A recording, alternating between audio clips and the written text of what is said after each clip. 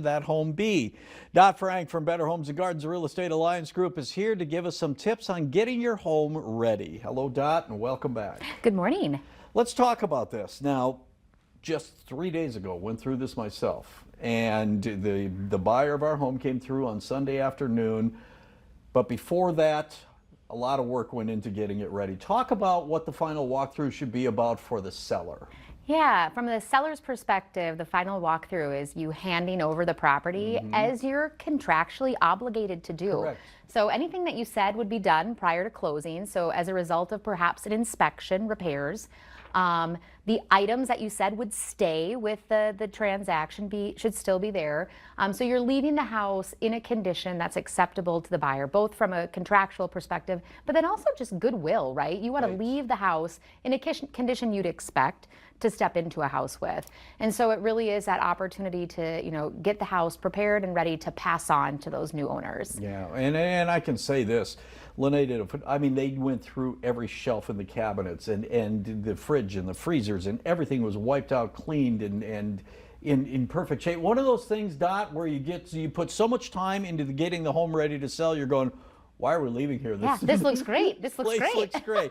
All right, let's talk about it from the buyer's standpoint. What are they doing in the final walkthrough? From the buyer's perspective, really, the final walkthrough is your assurance that the house that you're getting is what you expected and what you wrote an offer on. Correct. Because it could be, 1, 2, 3 months between when you wrote the offer and when you actually close on the home.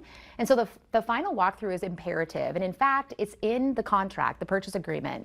And it's suggested that you do a final walkthrough right before you close. If you don't do a final walkthrough, you're waiving your right to any type of remedies or repair as a result of something that's found during the walkthrough. And for instance, there's been situations where a house has been vacant because the sellers have moved out ahead of time. And the furnace drain has leaked and caused damage to drywall or flooring. Well, if you're not doing a final walkthrough and those sellers have already vacated, no one is seeing something that's transpired. And without that walkthrough, you're not giving yourself the opportunity to re-engage in a conversation that something significant has changed between when you wrote the offer and when you're actually closing. And you're right, Dot, because there is a significant amount of time. Ours was maybe a little over 30 days, but things happen during that time.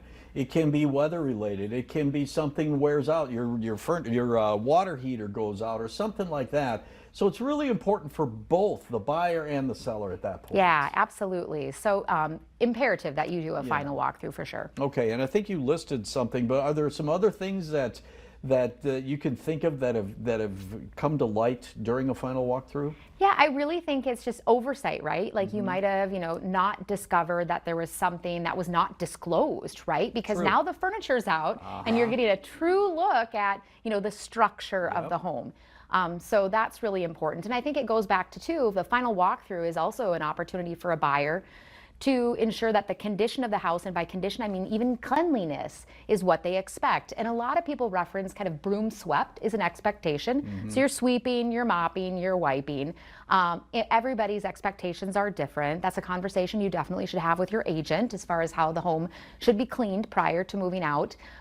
It goes down to, what again would you expect and what would you appreciate if someone's handing you over a piece of property? Well, that's just it. One of the things that entered my mind, if I was moving into this house, would I want there to be dust and dirt in the corner over here and the carpet not vacuumed and things like that? So it's just a matter of, it's one of those we'll treat you like I would want to be treated. Basically. Yeah. I mean, and don't forget about, big ones are wiping out appliances. So making sure that the fridge is wiped out, your microwave, right? You don't have butter splatter all over the inside of your microwave. You'd be surprised what's on the top of your fridge if you don't clean it regularly. Absolutely. And the recommendation is not to wait until the end necessarily to clean the house. When you clean and declutter at listing, it can pay huge dividends for a seller.